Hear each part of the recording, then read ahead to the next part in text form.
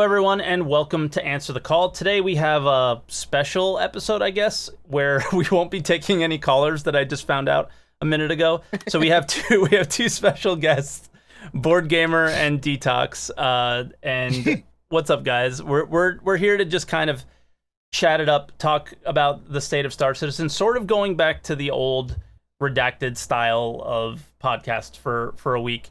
I've taken 2 weeks off from doing this podcast because it was like 3.9's coming. I don't really want to talk about a topic that isn't 3.9, so I just put it on hold, and I should have reached out to you guys earlier to do this and just have content creators on in that little delay. But anyway, how you guys doing? Welcome. Thank you very much. Yeah. Not too bad. You say it's like a redacted podcast. I mean, I think I went on a total of 3 redacted podcasts. The style. You should be damn pleased. Yeah. they were 2 hours of just yelling at each other. Yeah, you should be happy about it. I do. I love that podcast though. That's what brought us all together. So I miss it. I miss it. Yeah, I miss listening to it. I miss being a part of it. It was special. We can do more podcasts with the same people. It's not like, oh, remember the days, we can't do that anymore. We can do that anytime we want. It's true. Yeah. But there was something special about it. Obviously, Saurus isn't here, so they're missing a piece, He's not dead. I know. We can go and talk to Saurus and get him in a podcast. I've never had Saurus on this podcast, which is kind of ridiculous. I really should. We should do it one day, or you should. I mean, it's your podcast. Yeah. So I guess we'll start with Bored. How are you doing? How are you handling everything that's going on? Oh, I'm not sure what sort of level you want to understand what's going on here. Well, you've spoken pretty openly about your father and everything. I mean, you can go into whatever you feel like talking about. Yeah. I'm pretty good with this, so people don't need to just send me loads and loads and loads and loads of messages about it. I do appreciate the love and everything that people have sent me. My dad, and I discovered it very quickly. He's probably got brain cancer now, and or tumor. He had lung cancer previously, right? And it's spread now. Okay. That's what they think. So okay. We thought he suddenly got really odd over the last few weeks, and the doctor they sent the doctor around and they did a load of tests in sort of like hazmat light gear, so that they went, his blood's fine and everything's fine. It's almost certainly his brain, unfortunately, and it will be secondary cancer from his lung cancer. So they're sorting out palliative care. They are going to do some more tests and stuff to see how treatable it is and quality of life and stuff. It's pretty rough. Yeah. But I'm he's sorry to hear that, man. It's all right. I mean, it's nothing anyone's done. It's life. We will have to deal with most of us will have to deal with the death of parents and father and all that sort of stuff. It's just rough. And we haven't been able to get it sorted out in a timely fashion because you can't go to hospital to have tests done at the moment. They're saying no, unless it's urgent. And it's like, well, in this situation, apparently it's not. It's confusing. And my mum's terribly worried that if we send him to hospital at any point, we will not be able to go and see him. Yeah. Because they won't let us in the hospital. Which is just horrible. Yeah. I'm sorry to hear that, Bored. It's okay. Like it's over the last few days, I've got much better with dealing with it. Me and my mum and my brother, we sort of like cried a lot and chatted a lot. Yeah. And my dad's not in any pain. My dad is pretty chill. That's good. He's not. Yeah, it really is, and he's sort of like quite enjoying himself because I'm buying him curry every night, and he doesn't need much mobility help at the moment. He has no strength in his body, so he needs to like get helped up onto his feet. But then he can move around, but then you've got to put him back into bed because he doesn't know what the fuck he's doing, and he just goes, "I'm going to go in the kitchen." Why are you in the kitchen? I know. Just sort of wanders around. So is that because of medication he's on? No, he's not taking any medication because he can't remember. Okay. And so people that have had to care for other people before, like I find it relatively easy to care for like my brother who's hemiplegic and stuff because they want you to help them. Yeah. My dad is unaware that he requires help and it will just lie there and just not move. He was in the bath the other day for about 7 hours. Wow, he just really? didn't want to move, and he said, "I'm all right." Like, you're not all right. You need to get out. Okay. And they will just, and then he'll start to get out, and then he'll just sit back down and go, "What are we doing?" And he's like, I can't lift him properly because he just sort of like he's worse than dead weight. But that's besides the point. It's, we're managing. It's not as awful as people think it would be. Like we're pretty close knit family. We got at least an extra year with him after he had his lung cancer operation. So we're joyful for that. But it's such a weird situation to be in where we can't get the medical care that we want as easily because we're worried that we're going to get COVID-19 or the global situation or whatever is going on. And we got like a government food package. Some guy just turned up and went, "Here's your food package, mate." I was like, what's this for? There's 2 toilet rolls and some carrots in a box. I was like, okay. What is this? It's more than what we're getting. Yeah, it was weird. I think it's just because they're aware that my dad is on the high risk list, so they don't want him to leave the house. Gotcha. But yeah, so you asked if I was all right, and you got more than you bloody bargained. What about you, DTox? How are you handling everything? Yeah, not too bad. Obviously, I've got a 10-month-old now, so that's pretty difficult. I'm forgetting you. Yeah. Thank you, sir. It's my partner, she's off with maternity, so she wouldn't be working anyway. She works for the airline industry, so we don't know if she's going to have a job in a month or whatever when she goes back off maternity. So that's nice. But yeah, I mean, we got a little one. It's difficult. Yeah, it's difficult with the little one because usually my girlfriend takes her out a lot every day and gets out with her, but now we're confined in the house for so damn long. It can be quite difficult, but there's always somebody way worse than you, and as far as things go, we're pretty good. We're doing pretty good, to be honest. So you say there's always someone far worse than you, and that is always true. Hopefully, hopefully there's someone worse off than you. But that is no reason to not piss and moan and not complain. Exactly. You need to vent. You need to moan. You need to say, actually, my situation is shit. Even though there's someone having a shitter situation than me, I'm still going to talk about it. And that's important. I think that's my whole life. That's what my whole life and my whole, I guess, my stream and everything has always been based around. And people are like, "Oh, he's complaining again. Oh, he's so whiny." It's like, it's my release. Part of this is how I deal with things, and you don't have to listen if you don't want to. That's okay. Obviously, understand if you don't want to hear it, then you don't have to. But but it does help. Even though there are people that are in a worse situation than you, it does help your situation to let it out and talk about it with other people. Go ahead. I'm sorry. I'm not someone that likes to talk about my personal stuff much anyway. So for me, it's easier to kind of not talk about it. But I very much do. which I know. Yeah, that's why everybody's everyone's different. Every stream's different. Every viewers expect different things. So for sure, I don't really talk about it too much on my stream per se. But if it ever does come up, we do all kind of have a bit of an event together. But I think I'm getting people nowadays who are like, "Oh, can we not talk about it now? Because it's everywhere, and the news is so miserable about it. There's no the way it's all being reported is just so that's the reporting style of nowadays. It's sensational for the sake of being sensational. We're going to have balance when we're going to invite a load of random guests on. What do you reckon? We've got an expert here, but also you from the audience. What do you reckon? George from the audience seems to think you're wrong, Mr. Expert. Podcast. We bring on all these experts about game development, and none of us know shit about it, but yet here it is. But I guess at least those random people you bring on to talk about game development, what their sort of like their background is, and that's what they think about something. That's how they see it.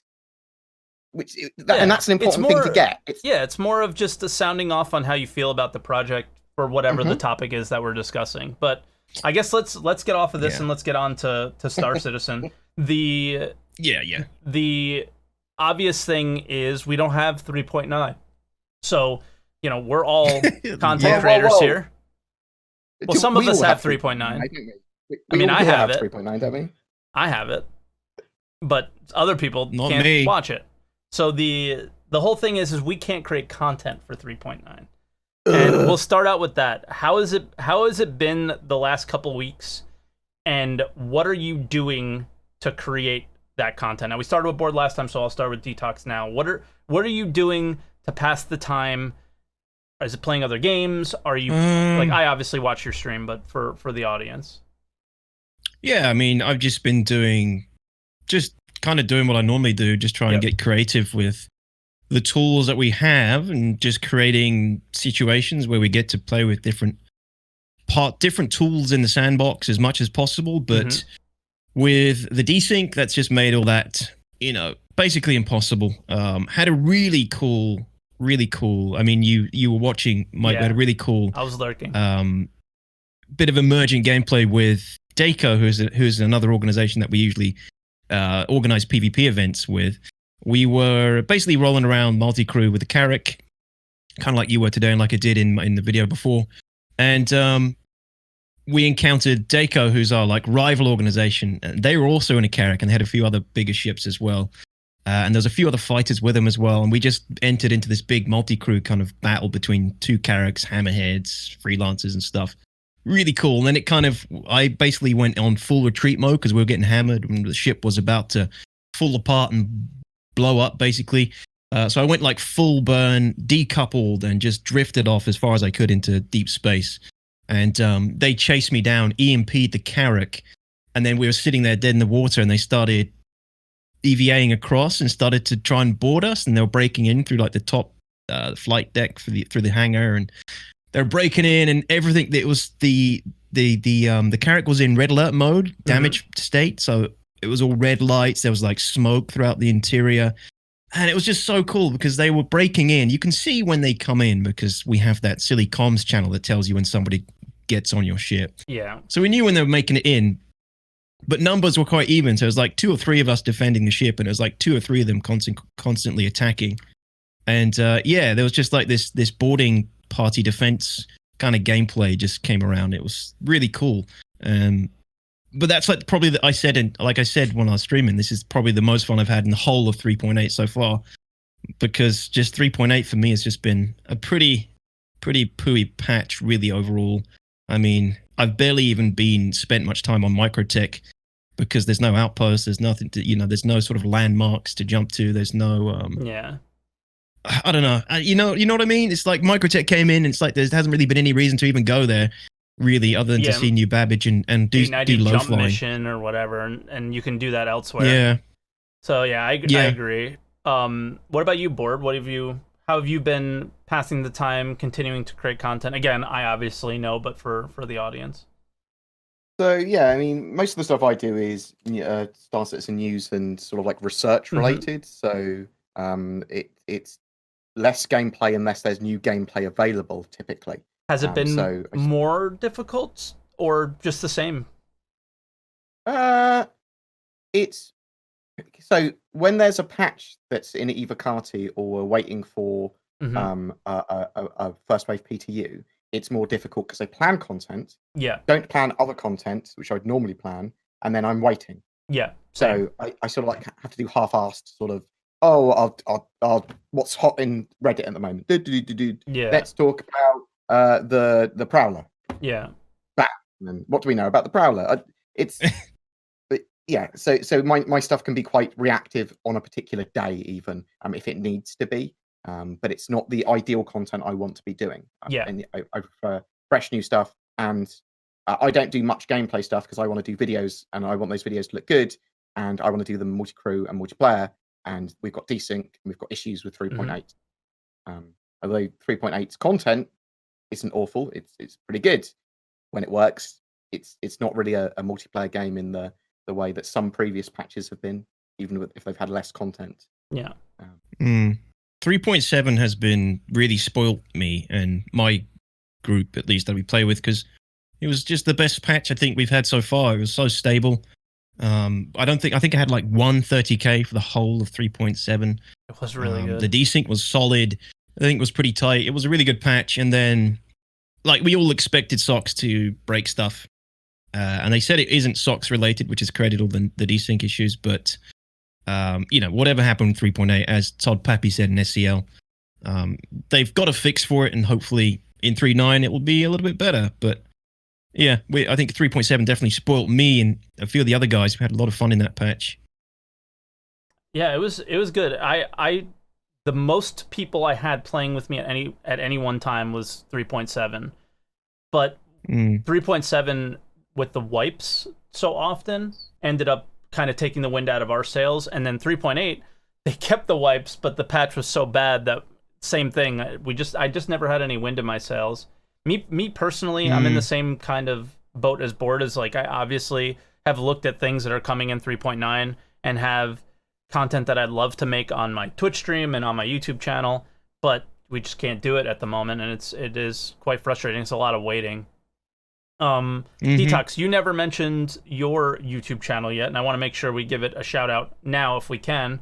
Oh, thank you. Yeah, you've been taking a lot of these battles and PvP or organized events and turning them into these really well done YouTube videos, and just a lot of people haven't seen it yet and aren't yeah, I mean, aren't aware of it. So yeah, if you want to make sure, even not aware, or it's not, they don't care, they don't like the content, which is cool. But this is what I wanted. These kind of like being able to do what I do now with group content and all operations and things. That's what I want to do when the game is finished. So for me, it's amazing to be able to do this kind of stuff and create content around it. But yeah, my YouTube, I kind of changed it up a little bit recently. I do want to expand the content. It's not, I don't want it to just be like PvP operations that we get into and org related stuff. I kind of want it to be, I want to constantly kind of showcase no matter what. Yeah, I mean, I love cinematics anyway. Like I used to shoot video for a living, so I have like that kind of in me, that desire to always, if there's a chance for a beautiful shot, like I'll get it. And I have so much of that, but my content doesn't always call for that, you know? So I'm trying to find ways where I can mix in more of the cinematics and the group stuff that I do capture into more meaty content. So like the multi-crew with the Carrick video, I wanted that to be a showcase of what you can do in the game if you're a little bit creative, because it does require a little bit creativity. If you want to use more of the tools in the sandbox, you got to get a little bit creative at the moment. And like I always say, that's how I treat the game. It's just a sandbox with sci-fi things in it. It's a sci-fi sandbox, 50 player limit. I can't take all the credit. Tons of guys from my organization, they come up with great ideas and we enact them, and I couldn't do it without all of them. So, you know, it definitely helps to have all those guys helping me out with the stuff that we get up to in the verse. But you know, I'm not saying I do this all the time. It's not always like every day. You can't always create something cool with a group. You can't always create some awesome content. Sometimes the game doesn't want to play ball. Sometimes I don't even want to do that. Sometimes I just go bounty hunting, PvP bounty hunting, or just, you know, play solo. But yeah, YouTube wise, my content is a lot of big group organized stuff for the most part, and organization based stuff for my organization. And I didn't check, but I am hoping to expand it. Did you hit the 1,000 subs? Are you getting close? No, not yet. We're slowly but surely climbing. I think I'm at 800 subs now. All right. Which is pretty cool. There's 200 something people watching would be my guess. So there's links in the chat, and when you do end up watching on YouTube, the link will be there as well. And thank you. Bored, your link will be there too, but you know. What? You know? You know. Are you saying that, well, that everyone here has probably already watched my stuff? Exactly. No, everyone here is probably already watching. Yeah, of course they are. Yeah, of course. Fair point. Fair point. So I want to not switch topics necessarily, but the obvious, we've been talking about 3.9 being delayed. One thing that happened this week was the Idris mission has fallen out of 3.9. Was that something I know DTox was looking forward to it, because I watched the stream and you were preparing for it. Yes. Yeah. Yeah. And we'll start with Bored though. Was that something you were looking forward to? Was that something part of your plans in the future of getting in and playing some games? Yeah, of course it was. It was the main thing I was looking forward to really in 3.9 now, because I was like, oh, okay, so they've just done Inside Star Citizen saying they're actually putting it in. I was like, Yeah. cool, winner. But the issue is, I think that, in every patch we have performance optimization as a card. Yeah.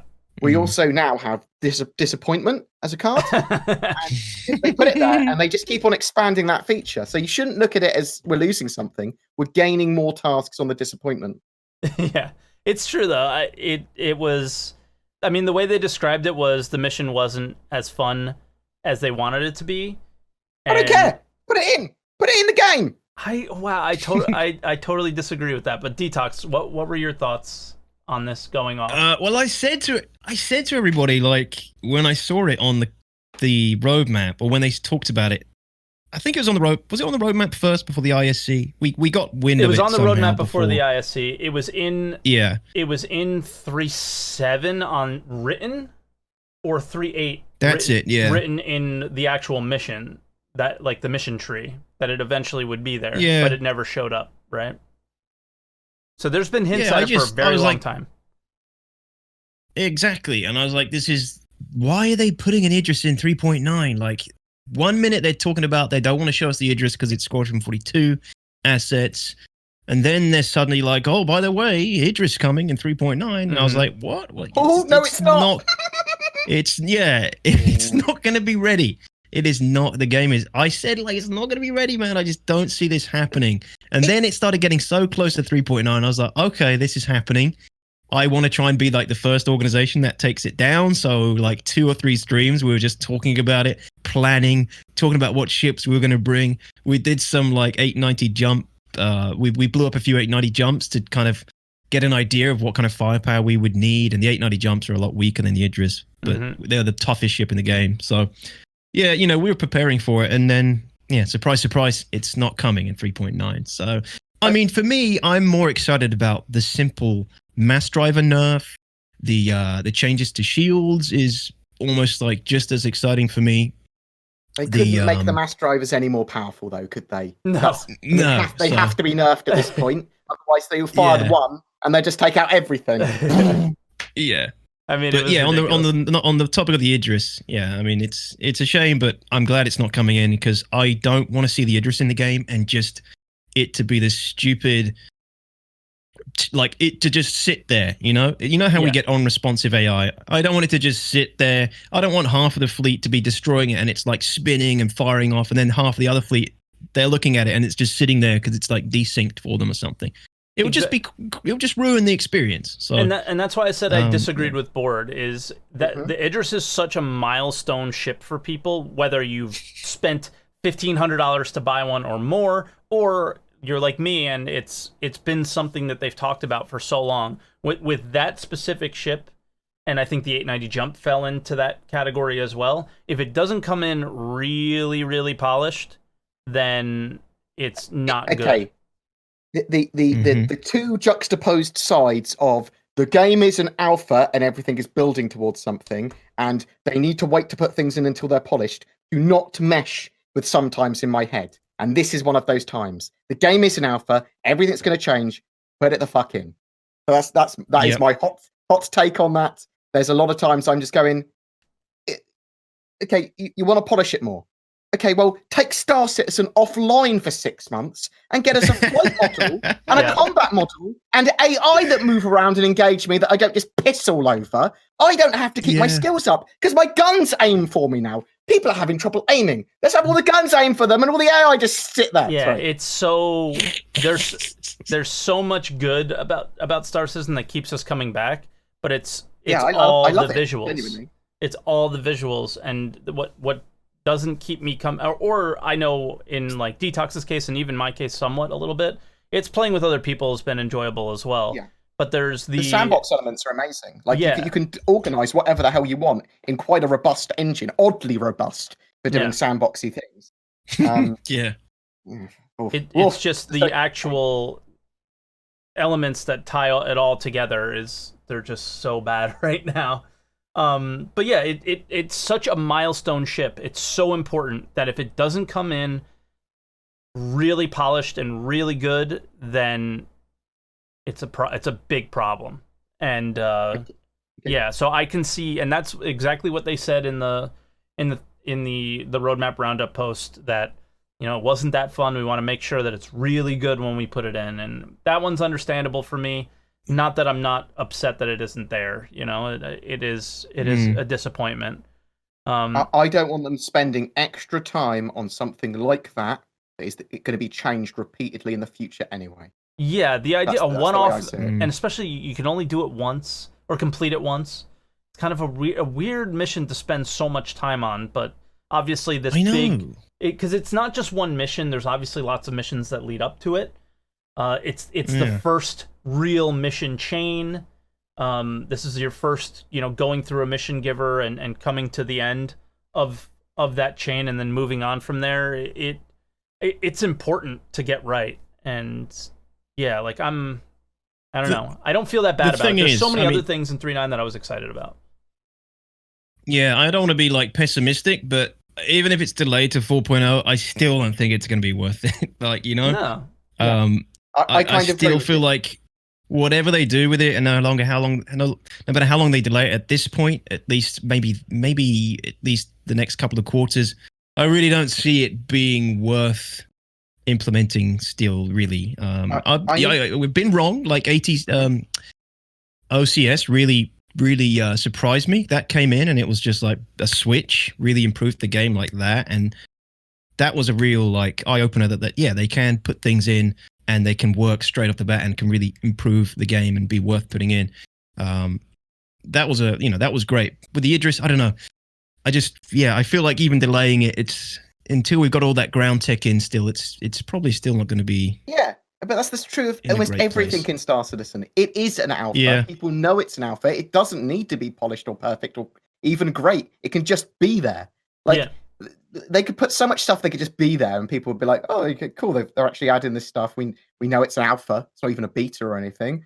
And as long as the game is good when it launches, I'm happy. The whole idea of building blocks is the definition of Star Citizen, of how ridiculous it is, right? The fact that they had to spend X amount of time to create the building blocks program or software or element to the game to allow for designers to make polished UIs. So we never got UI updates for 2-3 years because they were always in a backlog because they had to look good. Right? They don't have to look good. Nothing has to look good. It just has to be there. That's the point that Bored made is so lost with the development of Star Citizen. Is it just it's not the always stuff there? Lost. Yeah, it's not always lost. That's true. It's erratic, and that's what really, really annoys me sometimes. Yeah. There is this genuinely juxtaposed view of get it polished or get it in, and it's what. Okay, this one we're going to polish. VoIP. Just throw it in. oh, just throw it in. So weird. It's such an odd thing. Oh, we're going to really polish the salvage gameplay. We don't care. We don't need it polished. We just want it in. Ship combat. Polished, but, Ship combat. Okay, it's like, throw it in. It's like, people have suggested that why don't they just give the landing pad functionality to a freaking a Starfarer, so that just a ship flies next to it, opens up like the repair mobiGlas thing, pushes a button, they can refuel from somebody's Starfarer. I know. Whoa! There's probably push a button. More to it than that, I'm sure, but you need a UI for that, mate. They need a backlog of UI stuff. They can't possibly put a button in. If you open the mobiGlas, you got the little repair thing down there. People have suggested this in the past, like.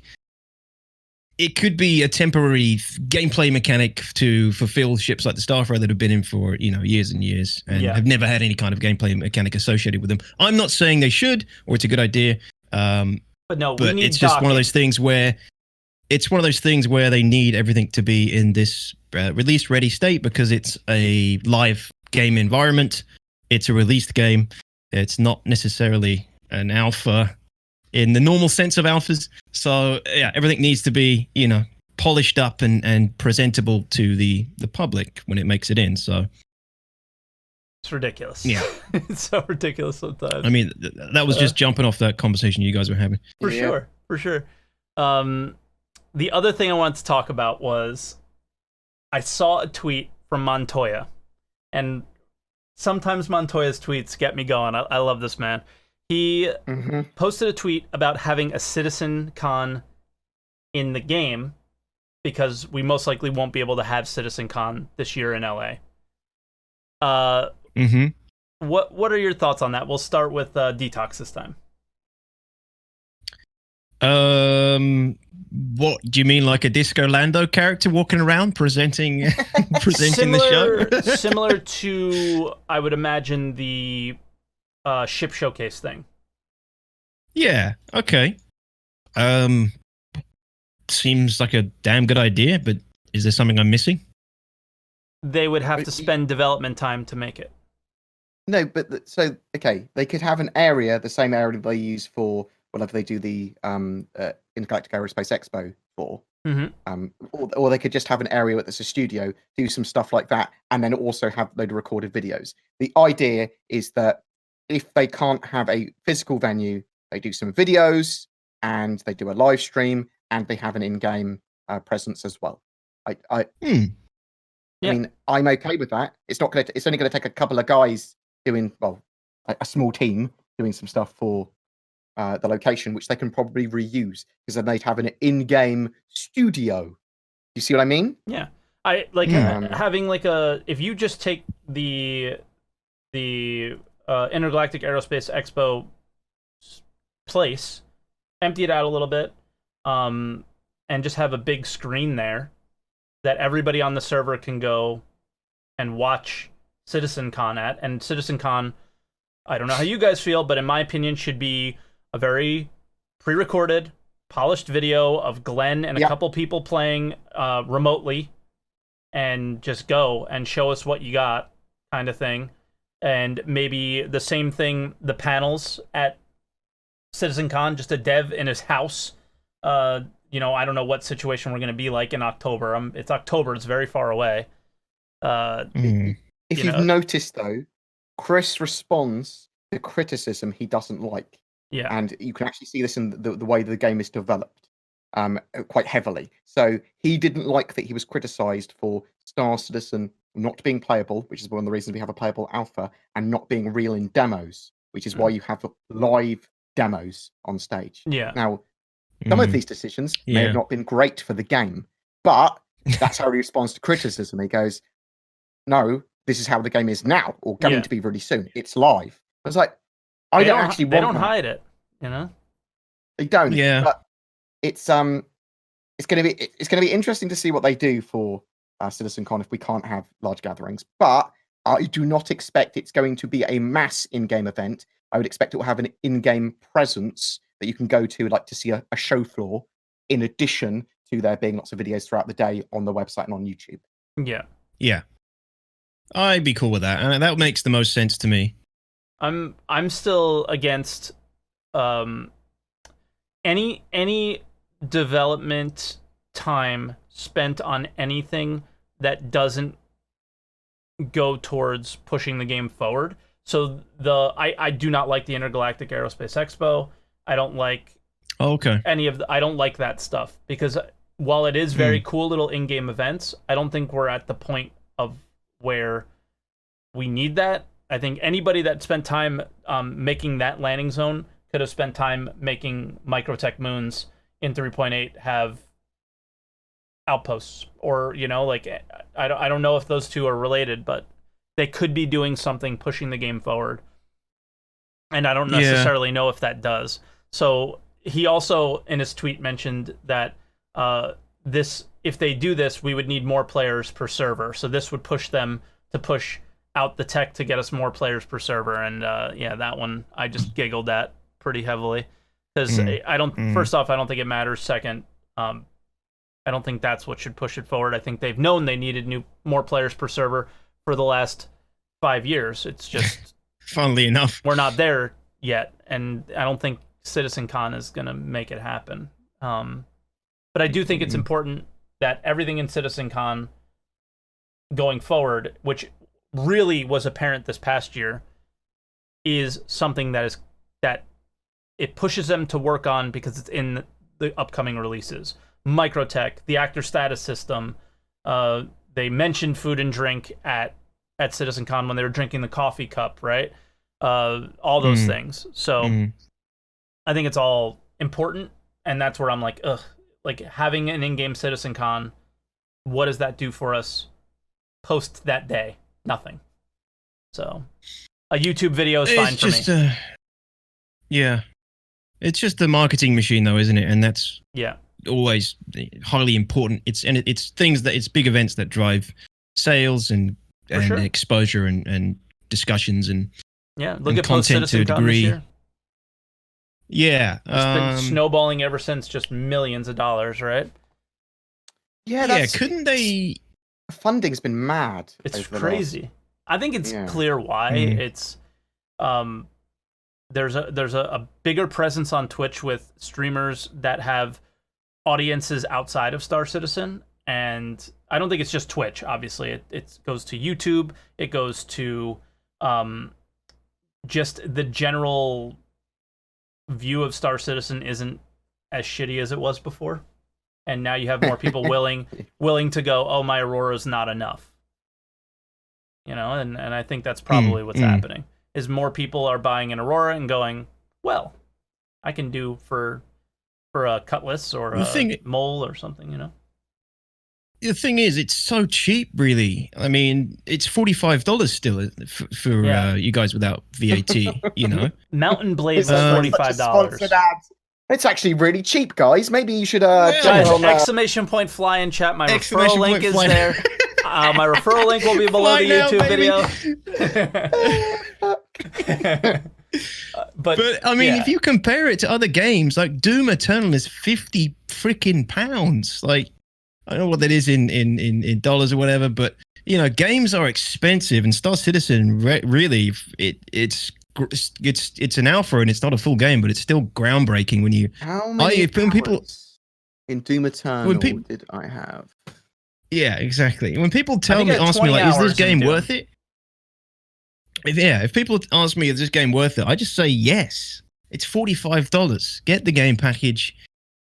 If you jump in and it isn't worth it, you feel like it isn't worth it, well, should have done more research. But, I say it's for $45, you can't really go wrong. If you're a gamer and you're a sci-fi fan, $45 to experience what Star Citizen Alpha can give you, in my opinion, is worth the money. But what I'm getting at is that $45 is quite cheap. So like you said, people are probably thinking, well, actually, I still have a little bit more money left. I can probably afford to spend another $10 or $5 or whatever and get a slightly bigger ship or a slightly better ship or whatever. So there's also the fact that they really slowed down on concept sales. They released a lot less concepts, I think, last year, didn't they? Typically, they have a concept starting in mid-February every year, and they have not done concepts this year. It is odd. Yeah. What was the last ship? Money in. I mean, they're releasing ships. Privateer? Was the Privateer the last variant? Maybe they're releasing ships now, like the Prowler and the I guess the Cutlass Red, and those are going for sale, and people are buying them because they have value. We'll see about the Prowler. I think dropships in game are still a little bit weird. I probably could default to you, DTox. Is a Prowler something you're interested in, or do dropships make sense in Star Citizen right now for people who do PvP? No. The Prowler is it's like the Valkyrie. Is such a cool ship. I love the Valkyrie, but sure, you can do some really cool stuff with it. I mean, like, how often do you use a Valkyrie right now? Not very often at all. I mean, it's too flimsy. It's fragile. You fill it with 20 blokes. They're all going to die in a matter of minutes if somebody turns up and attacks you. At the moment in the alpha, you take ships that people are not going to be fried in within seconds. Yeah. And the Valkyrie is one of those ships that is very flimsy. I mean, we use it occasionally for certain pre-organized operations and things, but if you're just looking to fly around in the verse in a ship, the Valkyrie is it's a bit dangerous to fly around in that thing. The Prowler might be different in that regard, but there just isn't enough armored. Yeah, there just isn't enough gameplay for 20 Marines to go and drop on a freaking point and go and battle it out unless you're doing like what I'm doing with two orcs fighting each other. Like, don't get me wrong, we'll use the hell out of the Prowler when it comes in, but for the average backer, I don't think you're going to have any utility or use out of the Prowler. It's just a size 5 gunship basically with two big guns. What about you, Board? Well, the Ares looks like the last vehicle we had. Oh, true, the Ares, yeah. Sorry, what was the question? I was looking at that. It's okay. The Prowler, is it something besides like doing a little tour of, or are you interested in? It's cool because it represents the first Tavaran ship we've got in game. Very true. And that's cool because obviously the Tavaran are actually part of the UEE effectively. Like they've been assimilated, and there's probably not that many of them running around. But you might have Tavaran officers on your ship or Tavaran crew. That's very possible. That's true. So it's interesting to see what their ships are like, and I think that's very important. It's the same reason I thought the Defender was incredibly important as well, because it represents the Banu actually having a presence in game, and then they develop them as a species better. I mean, it's not going to have much function, the Prowler, until it has, until it actually has proper function. Although, the idea of being able to not depressurize your ship and doing drops, EVA sort of assaults from it, is probably pretty good content. That's true. Yeah. That's I'm trying to think of and what will it take to make a ship like. I mean, DTox mentioned the armor and how easily it is to kill a Valkyrie. So besides that, what would it take to make those ships viable in Star Citizen? Is it NPCs? You need physicalized components. Yeah. So it's all about damaging, sabotaging, and you need lootable cargo. Yeah. Because that encourages people to assault and board and take the cargo. Yeah. Yeah. I think that's coming. Yeah, and you need bunkers that have more than 8 NPCs in them that, are... I mean, they can actually be challenging in 3.8 because they all do their NPC thing until you shoot one of them, then they all suddenly tweak and come charging at you, and it's actually quite scary. That's the most challenging they've been since they've been put in. But there's no reason to bring 20 dudes in a Valkyrie to do any PvE stuff. And if you're doing PvP stuff, another player is going to, like I said, take down your Valkyrie too quickly for you to want to put 20 guys in it. You need to be assaulted by these NPCs as well, because it's always us assaulting them. We need to drop into a hot zone, do an objective by attacking there, defend a while, and then get the dropship back in to evac you. You need that sort of before a mission, during a mission, and after a mission, get the hell out sort of flow. Otherwise, it's sort of like, are we done? We done? Yeah, they're all dead. It's like when they're assaulting, and the other thing is spawning and the other thing is that makes dropships is that they have seats for more people. Like, you're not supposed to be able to have people standing upright in the back of your ship while you're doing like barrel rolls and things in Atmo, right? You're supposed to be locked in, because eventually the game is going to start throwing you around in the ship. You're going to be feeling the G-forces of the ship, and you should have to be seated. So that's another benefit of the dropships that we don't actually have as a gameplay mechanic yet, is that people just don't need to be in the seats that are there to be used. That's fair. Nice. Now 3.9 stuff, a little bit more. Jails. You guys gonna go to jail? Is that the first thing you're gonna do? Or are you... Because both of you seemed very interested in the Idris as like the thing you were looking forward to the most. What are your thoughts on jails? Board, do you want to go first? Go ahead, Board. So I probably won't do prisons first, but they are probably they're something that I'm most interested in doing content for 3.9 after the Idris. Because I was sort of like, because it was before the Idris, I had plans for the prison. Then they announced the Idris mission was going to be in. Yeah. I was like, great. But it's probably something I'll do last after looking at the other major mechanics, because the prisons are probably the largest addition to gameplay as a single thing. Like, you can obviously, you've got food and drink and stuff. That's something you're going to constantly be doing, and covering that, it could be done in like 5 minutes. Easily. This is food, this is drink, bam. but that's going to affect you throughout your experience of doing everything else. But it's not something you could cover in a sort of like it's not something you'd want to cover over a long period of time. But prisons as a concept, as the gameplay behind them, gaining merits, escaping, the stuff you can do there because you're locked down, lots of emergent gameplay. It's huge, much huger than anything else that 3.9 has to offer, in my opinion. It is, yeah. So yeah, very much looking forward to it. It's like a big contained gameplay loop being dumped in the game, isn't it? Really, yes. Which we haven't really had. It's interesting. For me, like I'm probably gonna go. I'm gonna try and go to prison, and just kind of get an idea of how punishing it is, and how how hard it is to get out, maybe, or how easy it is to get in. Trying to test the waters in that regard, because obviously I like doing a lot of PvP, and I don't want to be in there. I'm assuming I'm not going to want to be in there. That's what I hope. Like that should be the point. I'm thinking exactly. Like I want to go in there, experience it, and be like, oh man, this is awful. I don't want to come back.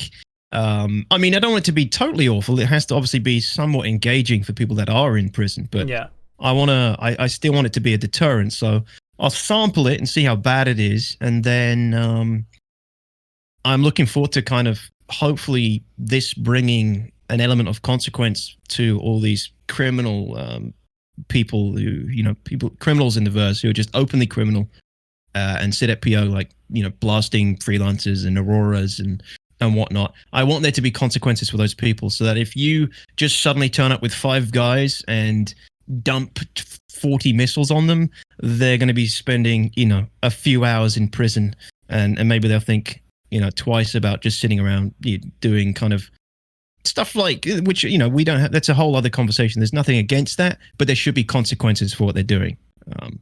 So I'm hoping this brings that in, and it kind of balances out the criminal and lawful behavior a little bit. Do you think the prison on Aberdeen could be the next Jumptown? I think there's a chance. Yeah, so when people escape, there are high enough bounties on those people, it will become the next Jumptown. That's my theory, because I believe that in first implementation of prisons, there's only going to be one known escape route that CIG have put in, although I am sure that people discover other ways of escaping that have not been intended. But I think that if you put a high enough bounty on those people that do escape, there's going to be people really wanting to hunt them. Yeah, exactly. That's a good idea. And then they'll know that they're coming out soon, and they'll ask their friends to come and help them, escape or whatever. And then other people will turn up to come and collect that bounty. And before you know it, there's multiple people fighting and factions and the NPC turrets or whatever. But the other places are then become like places like Security Post Korea or anywhere where there's a hack down terminal, because those people are going to want to hack down their things. So that also makes those hot points. The thing about this is there's only one. Yeah. There's only one. Point. There was only one Jumptown. There's only one jail. Where there's multiple places to hack, there's multiple places to get drugs now. There's only one. And I wonder if it's going to matter, because they've already mentioned in their AMA that it's not easy to get in. You shouldn't be able to just fly around it. So I wonder still. It's one of those where we're not going to know until it happens, but I'm just curious what you guys think. Do you think that's what they're hoping for, or what they're kind of assuming might start happening? I don't know. Maybe they add some elements in it with the ability to escape. Maybe that was the intention for that. Or the ability to escape would be nice because of obvious, like the waiting. If you don't want to wait, you can at least attempt to escape, and that's the way to go for that. Yeah. But I don't know. I don't know. Maybe the idea is to have these little secondary benefits from it being there. But I think it's more just meant to be the deterrent factor rather than the added gameplay on top of it for everyone. Yeah. But what I think could be, now this is one scenario where I know me and Border and Evo, I don't test that often. More so I have been for this patch than others, but I haven't tested this specific feature very much. So one of the things that we know is coming is this volatile cargo, right? And Quantanium. They said Quantanium would be very valuable in other posts and articles, and this is another Jumptown opportunity. Is a lot of times PvPers will go to major cargo hauling locations, right? Where the most valuable cargo is getting hauled from one location to another. If they don't just add Quantanium to the list of rocks that can spawn, and they only keep it in one specific small area, they're going to be hunting, these guys are going to be hunting prospectors, they're going to be hunting Argo moles, and then that's going to require you to defend it. I tell you what we need. Okay? You know? Like, genuinely, we need a pirate mission, an outlaw mission that is literally just every time you destroy a ship with certain cargo, you get a reward. Yeah. And it's literally because that would encourage people in the short term to attack that type of ship for that reason. And that would encourage them people to defend themselves on those trade runs and then those particular routes. So people go, I know I'm trading this. I know that there's people in the area operating that are going to want to get my cargo. So everyone is prepared for what they're doing. And then there's risk and reward there. Everyone knows what they're signing up for when they're trading with that commodity. Yeah. Yeah, great ideas. Yeah, like and I think that'd be so easy. A pirate. Yeah, an easy. That's an easy thing to implement in the short term. I think maybe. I don't know. I'm not a developer. Yeah. I just play the game, damn it. Yeah, but I mean, I still think our points are valid, whether they might be more difficult to develop than we think or not.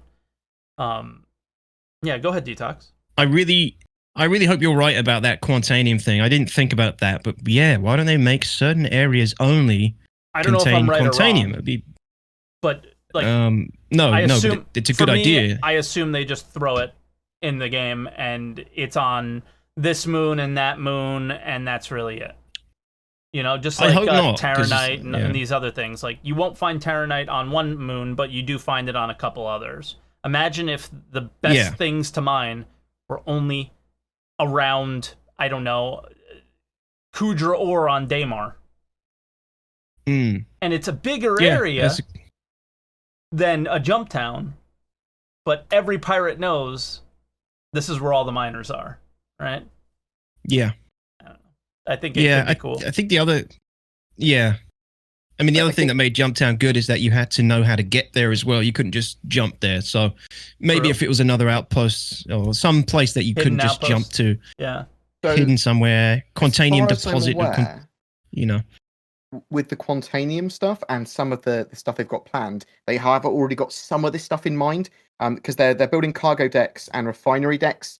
But the modular space stations. But this is also because they want to have refinery stations and cargo stations as their focus. Yeah. So they're not going to allow you to take Quantanium in civilian trade ports because it's a dangerous explosive material. They're going to want you to go to refineries. So you are going to start to see these hot zones where it's like that's true refinery for Quantanium. At least I think that looks like what they're doing. Yeah. Again. We'll get more hot zones when we have more players on the server as well. Exactly. That's exactly what I was going to say. Is hot zones is good for the future. Hot zone is good for right now. And we need a hot zone. Whether it's Quantanium, whether it's another trade run in the future similar to Jumptown, it doesn't have to be unlawful. But I do agree with DTox that it probably should be something that you can't just quantum travel to. It should be a little bit easier. But I think we need a one-stop spot for it, and maybe jail ends up being that. We'll see. I'd like them to theme. So if they're going for quarterly releases, why not? And I assume this is relatively little effort again. Why not have lore talking about what's happening in the game at that particular time, and then try and theme missions just change some of their descriptions so they are more in line with what's happening in the verse. Like we've got prisons and stuff like that, but theme them so they're like, we want to test out prisons, so we're going to have a narrative all about the reasons for prisons. We'll affect all of the other sort of like other missions to talk about them, and then have some of this stuff really high risk and reward. Yeah. And then try and artificially develop these jump town scenarios effectively for a 3-month cycle, because people would be really into that. I mean, I'd be into that. And it doesn't seem that difficult. It's just it doesn't seem that difficult. It's just changing a cargo number or putting minables in a different place. I mean, they have this planet tech. It should be very similar about changing a value. Should be. They can sit down and go, well, actually, we're going to have stuff change dynamically in the verse eventually, but we can artificially do that in 3-month cycles at the moment in our alpha. And then we can test these gameplay loops, and then people are going to be much more invested in that type of gameplay and talk about it with similar stories, or similar sort of themes for stories. And I think that would actually, it gets more people involved in certain things like that. It just would it be just more wasted? Would they just call it more wasted resources though? You know, it's just back to that kind of question. Not if it's something like, you know, is it wasted resources to change the values of weapons that are overpowered? So people enjoy the game more. I think it's a similar thing. Yeah, they don't need to build new assets for it. They literally just need to change a bit of the lore every 3 months in addition to what they're doing, and adjust some numbers and figures to try and then do a post about what they want players to test in this patch. Yeah, like I don't even think it needs to go that far. Okay.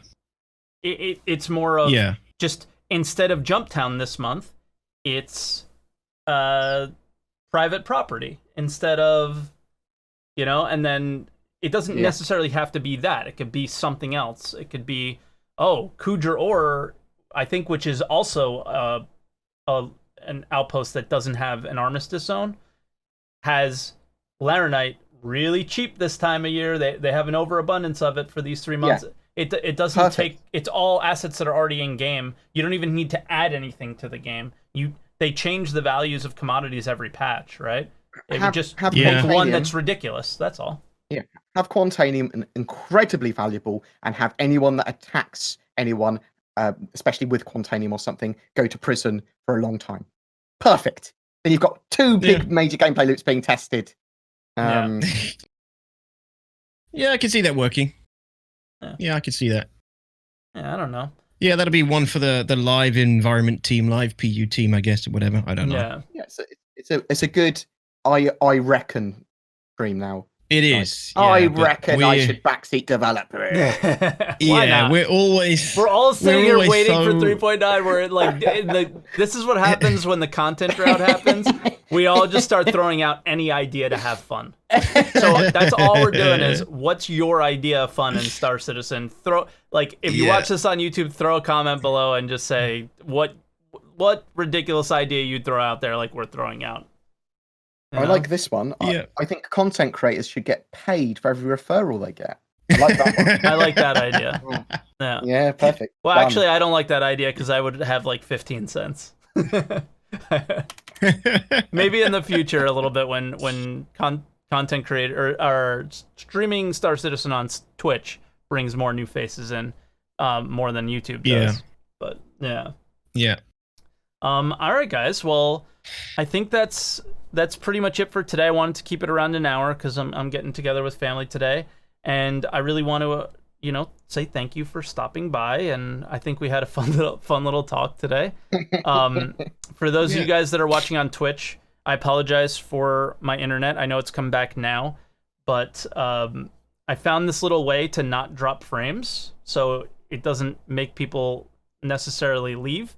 The audio keeps playing perfectly, but it looks like I stole a VHS from Blockbuster 12 years ago and copied it about 15 times sometimes, so I apologize. But the YouTube should look fine, I hope, so we'll see. But on the way out, Bored Gamer, where can people find you? What are you going to be up to in the future? And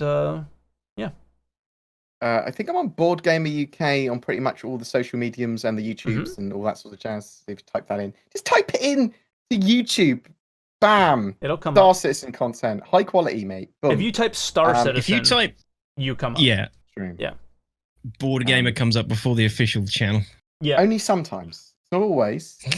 Well, occasionally you'll get an errant sort of like morphologist video there as well. Yeah, it's you too. Okay. So when I went on to my brother-in-law, I guess, his house, I'd searched, I wanted to show them like what Star Citizen looked like, because they do play games, but they didn't know Star Citizen, and it was Bored and Morph. It was all videos from Bored and Morph. No official Star Citizen videos. I was like, come on.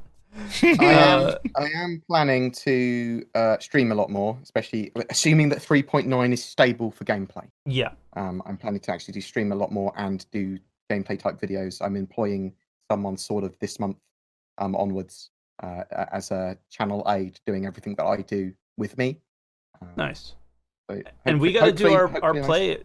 play again. I just keep getting turned off by the game. Similar, like it's not as playable as I would like. But we'll assuming that 3.9 is playable, we'll do it for 3.9. Yeah. For sure. Deal. And go ahead. We'll do more podcasts as well. You said you missed Redacted podcast. We'll do podcasts. Yeah. We'll turn up. We'll just do stuff. I'm down. Hang out. I'm down. Cool. DTox, what about you, man? Where can you find me? Sorry. Yeah, it's okay. Where can I find you? What are you up to in the future? You know, whether it doesn't necessarily have to be Star Citizen related. I know Last Oasis is coming, and we it reminds me a bit of Conan. If you guys remember the Conan era where everybody played together on one server, DTox has been kind of the figurehead for Last Oasis for the Star Citizen community. Yeah, and Mitouchi's been doing it a lot as well, but he plays with Burke Black and those guys, I think. So they got one hell of a Zerg going, I think. We're gonna have to be a little. We're gonna have to go simp them to get you know, a little bit of support. I think. Please, can we be your vassal state? But no, you can find me at DTox_TV on YouTube and Twitch. 3.9 comes around, I'll be doing hopefully a lot more group org-based content and PvP and PvE stuff. If the desync is indeed improved, as Todd Pappy claimed it would be, by the way. So if everything's good in 3.9, I'll be doing a lot more of that again. But I'm also going to be playing a little bit of Last Oasis on my stream on and off as well in between. And I probably won't be doing any YouTube content for Last Oasis, but you can check out my YouTube for other Star Citizen content as well. I don't really have a fixed regular schedule for YouTube content. I kind of collect footage and build ideas over a few weeks sometimes, and then produce a video, and then kind of go on that kind of cycle as and when I can. But yeah, that's it. And if you go to my stream, you can find my Discord link below the channel. That's probably the best place to go if you want to get involved and join us for any kind of group-based content or operations. And I think Mike's been doing some more, and hopefully we're going to work together a little bit more in the future. We still need to bit talk. Of Twerk Corp and yeah, but it's Twerk Corp and the Mobile Industries cooperation as well. So yeah, get involved with both communities and hopefully get some group stuff going. Exactly. And and just for me, same thing. Very excited for 3.9. So Twitch, lots of streaming, lots of YouTube videos. Hopefully some guides on how to do some things in the game when those things come in. Hopefully sooner than later, because I'm starting to go mad. But yeah, in general, same things here with me. We have a nice little Discord channel and all that. So make sure you guys join it. I do want to apologize that we didn't get some calls in today. It was just a little bit of an oversight by me, realizing that I would have to do a lot of work to be able to get calls in, and the show would be very late. And I want to make sure I got a podcast out to you guys, because it's been 2 weeks, and 3 technically now, so I really apologize for that. And yeah, again, thank you guys for stopping by. I appreciate it, and that'll be it. So remember, like, subscribe, all that stuff in the future. And again, the links to these guys will be in the description, so make sure you click those and check these guys out as well, whether it's on Twitch or YouTube, because they both do both. So as far as that goes, guys, thank you very much, and we will see you guys next week. Have a good one, everybody. Bye. Thank you very much. Cheers. Bye.